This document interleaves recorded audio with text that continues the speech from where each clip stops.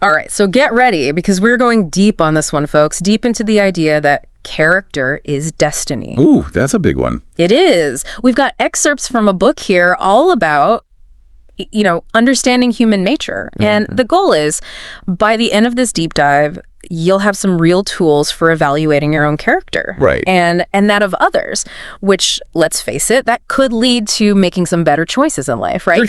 For sure. Who doesn't want to make better choices? We're going to uncover some hidden patterns. Cool. How about that? Figure out how to spot those toxic personalities, right? Everybody's got them. Everybody. And even explore how to turn those weaknesses we all have into strength. That's the hope. That is the hope. That is the hope. That's what we're going for. Exactly. So this book, what's really interesting is it starts with this ancient quote. Oh, okay. From Heraclitus. Okay. I'm familiar. Character is destiny. Wow. It might sound, a little dramatic. A little bit, yeah. But the idea is that our character is formed early on. Okay. And solidified by, our habits. Right. It acts like a blueprint that guides our actions and decisions. It's like we're on autopilot sometimes, right? Yeah. And this book is all about becoming aware of that autopilot, right? Like, oh, there I go again. Totally.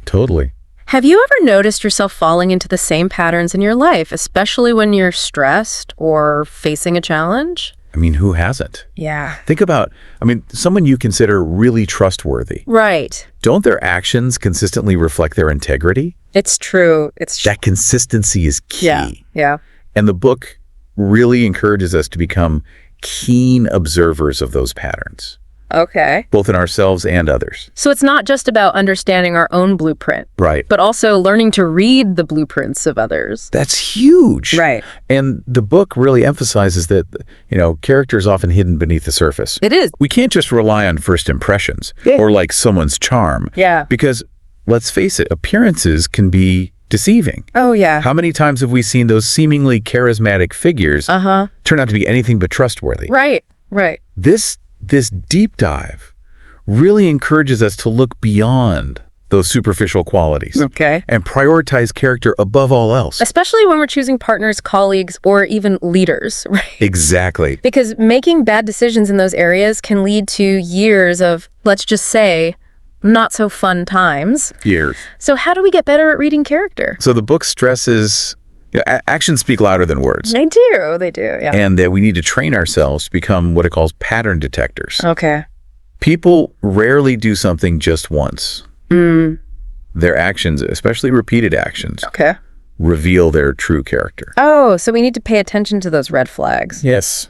The book gave some pretty vivid examples, like someone who consistently disappears under pressure. Right. Or leaves important work unfinished. The worst. Yeah. Or someone who becomes aggressive or belligerent when they're challenged. Right. Those are definite signs to pay attention to. Yeah. But the book doesn't just focus on the negatives. Okay. It also dives into the concept of character strength. Okay. And it uses a really powerful analogy. Yeah, I love analogies. Let's hear it. It compares character strength to the tensile strength of metal. Okay. I'm intrigued. So, strong character, like durable metal, can bend without breaking. Okay. It represents resilience and adaptability in the face of challenges. That's fascinating. So how do we know if someone has that kind of strength? So the book provides some, clear markers. Okay. People with strong character, they tend to be secure, open to feedback, always willing to learn. Okay. They're persistent in their endeavors. Yeah. And while they hold on to their core principles, they're also open to new ideas. That sounds like the ideal, right? Right. But it also sounds pretty rare. Maybe. What about those with weaker characters?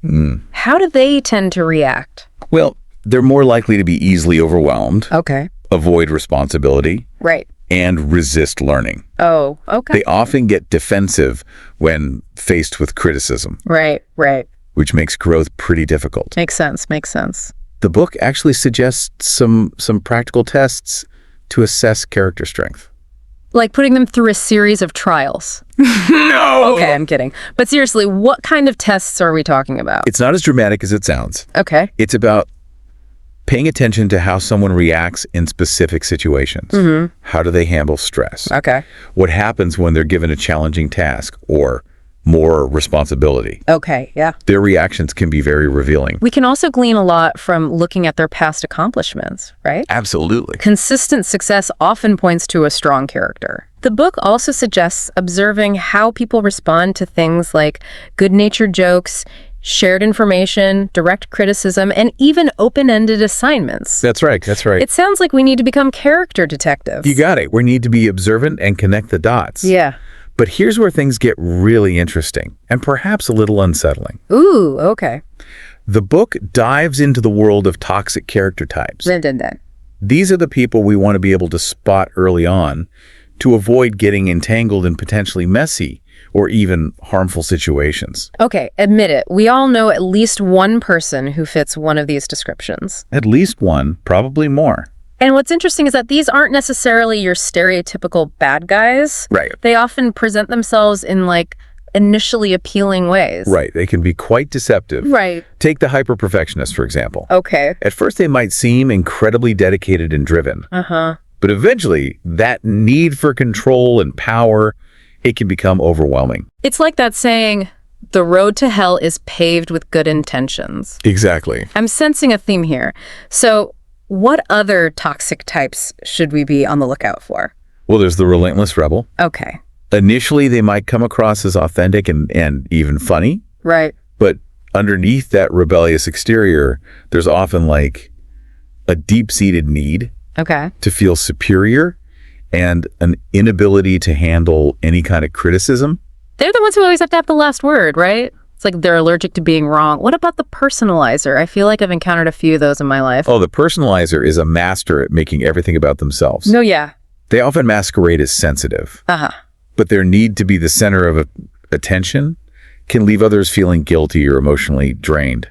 And then there's the ever so dramatic drama magnet. Ah, yes, the drama magnet. They can be exciting to be around at first, but that constant need for attention and their tendency to create chaos wherever they go can get old fast. It's like they thrive on drama. And let's not forget the big talker. Oh, no. They're full of ideas, but rarely follow through. Right. And when things inevitably go wrong, they're quick to blame others for their lack of accomplishment. Classic. It's always someone else's fault, right? Yeah. I'm starting to see a pattern here. It seems like a lot of these toxic types rely on deflecting responsibility. That's a keen observation. Yeah. And it's a crucial point that the book highlights. Recognizing these patterns of behavior is essential for protecting ourselves from, getting caught in their web. Right. But there are a few more types we should cover. Okay. Lay them on me. I'm ready for more. Well, there's the sexualizer. Okay. Who views every relationship, whether personal or professional, through a sexual lens. Wow. It can be incredibly uncomfortable and even damaging. Right. Then there's the pampered prince or princess. Oh, yeah. Who expects special treatment wherever they go. Right. And throws tantrums when they don't get their way. Oh, the entitlement. I've definitely encountered a few pampered prince types in my time. It's exhausting trying to cater to their every whim. And then we have the pleaser. Okay. Who, on the surface, seems incredibly nice and considerate. Right. But underneath that agreeable exterior often lies resentment and a desire to manipulate through charm. That's a tricky one because it's hard to see through that initial facade. It is. But it sounds like the pleaser is ultimately driven by a need for control, just like some of the other types we've discussed. Yeah. Are there any more? Yes. Okay. Two more. There's the savior. Okay. Who always swoops in to rescue others, but is often motivated by a need to control rather than genuine helpfulness. Ah, okay. And finally, there's the easy moralizer, who is quick to judge others for their perceived failings, while often being hypocritical in their own actions. Wow, that's quite a lineup of characters. It's amazing how the book peels back the layers and exposes the deeper motivations behind these toxic behaviors. But it doesn't just leave us with a warning, does it? It doesn't. It also offers hope and a path forward. Absolutely. All right. The book makes a compelling point about character not being, a fixed entity. Okay, yeah. We're not simply prisoners of our past or those ingrained patterns. Right. We have the ability to change. Okay. to evolve and to become better versions of ourselves. That's reassuring. So how do we embark on this journey of transformation? Where do we even begin? So the book outlines 2 distinct paths. Okay. The first, and sadly the one many people choose, is the path of denial. Right. It's ignoring those character patterns and seeking, external escapes. Yeah. Which ultimately leads to a deeper entrenchment in those negative behaviors. That sounds incredibly difficult, almost like fighting your own nature. Yeah. But is it really possible to change those deep-seated patterns? It's definitely not easy, but it is possible. And the book offers an alternative path, one based on self-awareness and a commitment to transformation. Okay. It starts with, honestly examining ourselves, Right. accepting our limitations, and actively working to mitigate those weaknesses and cultivate our strengths. So it's about facing those less than desirable aspects of ourselves head on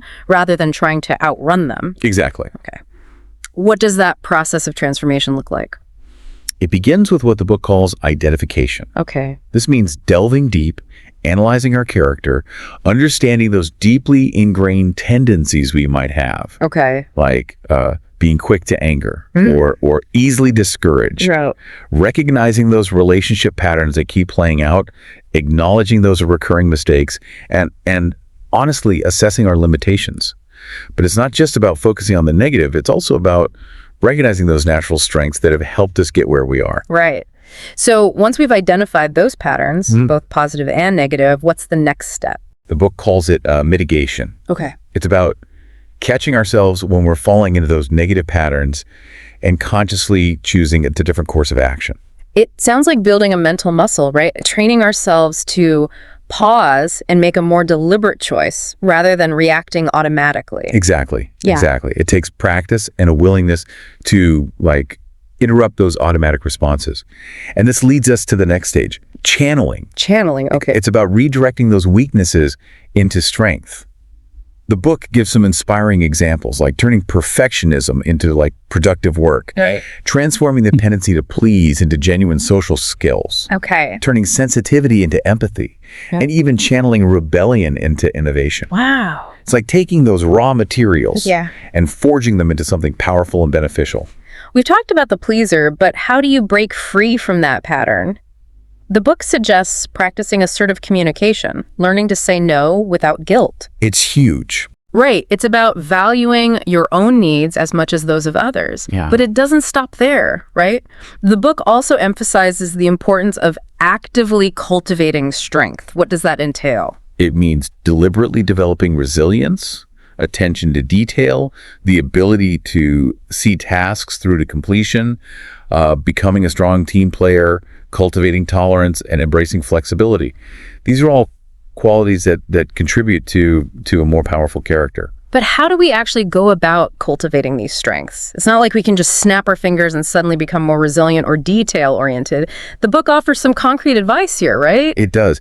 It points to the power of habits, emphasizing that consistent actions, even small ones, gradually shape our character over time. Small changes consistently applied can have a ripple effect on who we become. This is where it becomes really actionable. The book even provides some specific habit-building exercises for character development. One that stood out to me was the concept of stress inoculation. It's about repeatedly facing manageable stressors to build that mental toughness and resilience. It's like giving our mental immune system a workout. Right. The more we expose ourselves to those manageable challenges, the stronger and more resilient we become. Another suggestion was practicing mindfulness, even in the most mundane tasks, to cultivate patience and attention to detail. It's a reminder that opportunities for growth and character development exist in every aspect of our lives, not just in those big, dramatic moments. Right. And the book also stresses the value of deliberately tackling challenging tasks to develop discipline and a strong work ethic. Right. It's about pushing ourselves beyond our comfort zone and proving to ourselves that we're capable of more than we think. No, knowing these toxic types is important. But the book doesn't leave us there. It offers a path forward, a way to cultivate a stronger, more resilient character. And it doesn't have to be some grand, sweeping overhaul of our lives. It can start with cultivating simple habits. What stands out to you as a habit worth cultivating? I'm drawn to the idea of mindfulness in everyday tasks. Okay. It's a reminder that, we can find opportunities for growth and character development in even the simplest activities. What about you? For me, it's that idea of stress inoculation. I know I have a tendency to avoid difficult situations, but this deep dive has inspired me to embrace those challenges as opportunities for growth. But before we get ahead of ourselves, there's one more crucial element in character formation that we need to address, and that's habits. Habit, yeah. And the book draws on a powerful quote from Cesar Pavese to illustrate this point. He says, "In anything, it is a mistake to think one can perform an action or behave in a certain way once and no more. What one does, one will do again, indeed has probably already done in the distant past." It's pretty powerful. Well, it's heavy, right?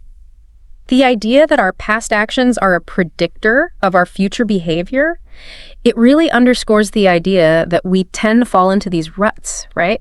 Yeah. Created by our own decisions, driven by automatic reactions that are rooted in our character. Yeah, it's like we're on autopilot. Yeah. But this deep dive is all about becoming more conscious and more deliberate. Right. So it's not just about understanding our character, it's about taking ownership of it and actively shaping it, right? Absolutely. Through our everyday choices. And that brings us back to the power of habits. It always comes back to habits. It does, doesn't it? It does. Those, seemingly insignificant actions we repeat day after day, those habits we form ultimately shape our character over time. This is both empowering and a bit daunting, isn't it? It is. It means we have the power to shape our character, but it also requires conscious effort. It does. So how do we identify the habits that are worth cultivating? Well, the book encourages us to think about the specific areas where we want to grow. Okay. Do we want to become more resilient, more patient, right, more disciplined? Once we've identified those areas, we can start to build habits that support those goals. It's almost like we're architects. Totally. Designing the blueprint for our future selves. We've been given all the tools, the knowledge, and the inspiration to create something truly extraordinary. And it's an ongoing process. Right. We're never really finished building our character. Yeah. It's a lifelong journey of self-discovery and growth. But the rewards are immeasurable. As we cultivate a stronger, more resilient character, we become better equipped to handle the challenges that life throws our way. For sure. We build more fulfilling relationships, achieve greater success, and ultimately, create a life that aligns with our values and aspirations. That's the hope. That is the hope. This deep dive has really opened my eyes to the profound connection, right? Yeah. Between character and destiny. It's not about some preordained fate, right, but rather the cumulative impact of our choices and our actions. You got it. And it's a powerful reminder that we're not just, passive bystanders in our own lives. We have agency. We have the ability to shape our destiny through the choices we make each and every day. And that brings us to a final thought-provoking question for you, our listeners. Okay. I like it. What one habit will you commit to developing this week to start building a more powerful and fulfilling version of yourself? Oh, it doesn't have to be some grand sweeping change. No. Right. It could be something as simple as practicing gratitude each day, right, committing to a regular exercise routine, or dedicating just 15 minutes to reading something inspiring. Totally. The key is to choose something that resonates with you and that you can realistically integrate into your daily life. Remember, even small changes consistently applied over time can have a profound impact on your character and your life. Couldn't have said it better myself. This deep dive has been, an incredible journey of self-reflection and exploration. We hope it sparked some new insights and inspired you to embark on your own journey of character transformation. Thank you for joining us on this deep dive into character and destiny. Until next time, keep exploring, keep learning, and keep growing.